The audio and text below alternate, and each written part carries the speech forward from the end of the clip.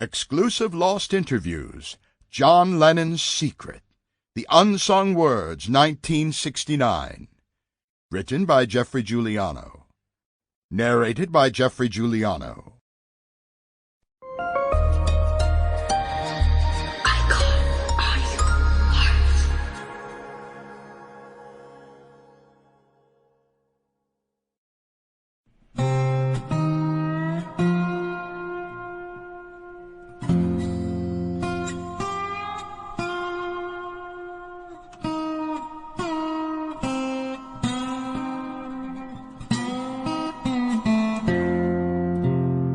For all the heady heights he reached as a Beatle, John Lennon was an intensely human being.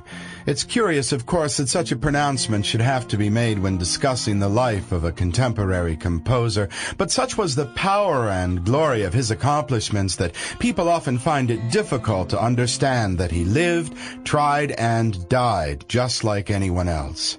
There was, of course, significant magic to the man, which was far more deeply rooted in his rather ordinary suburban upbringing than any mischief he got up to later with LSD, the Maharishi, and the notorious Yoko. I've spent a lot of time just walking around John's old neighborhood in Woolton, and have come to the conclusion that, like the alchemist turning ordinary metals to gold, Lennon had the unique ability to distill his dreamy compositions from the breezy day-to-day hum of post-war Liverpool into the majestic brain candy we revere today.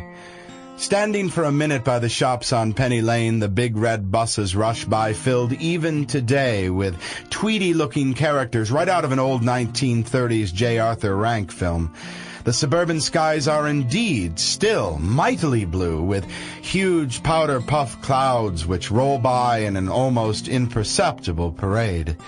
The little children, too, look especially mythical with their round faces, big sad eyes, and pale skin. The fact is, it's difficult to believe that anything has really changed much since a teenage John roamed the Allerton golf course, strumming his old acoustic on his way to Paul's, or sunk down in the long willowy grass in a vacant lot off Blomfield Road for a secret make-out session with buxom first girlfriend Barbara. Of all the places I'll remember in Lennon Land, Strawberry Fields is definitely not only the most obviously mystical, but so clearly a place of great inspiration and respite for the young, often lonely John. Like Mike McCartney told me many years ago on a whirlwind trip to the Holy Land on assignment for my first book, the Beatles are Liverpool, and Liverpool is the Beatles. Indeed, John Lennon's receptive intelligence, biting wit, and great art have a lot more to do with the Church of England's Sunday School, Bill and Ben the Flower Pot Men, and the English Music Hall than Yoko Ono's vacuous gobbledygook, or the artist's post-Beatle, political, avant-garde, self-indulgent ramblings. Even today, outside St. Peter's Church in Woolton Village, where John first met Paul, is a large sandstone monolith, thick at the bottom, then tapering off into eternity, which is inscribed only peace. A phrase John certainly bandies about in this rare collection of interviews, and one we should, of course, all do our best to honor today as well.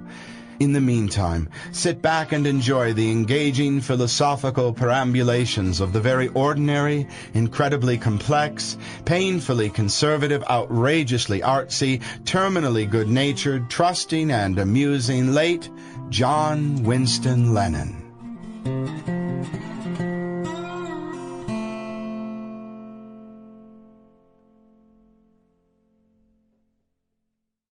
That was fine. I didn't actually have a family glue around the television because I only really lived with an auntie, and we didn't get a TV till I was going out and didn't really watch it.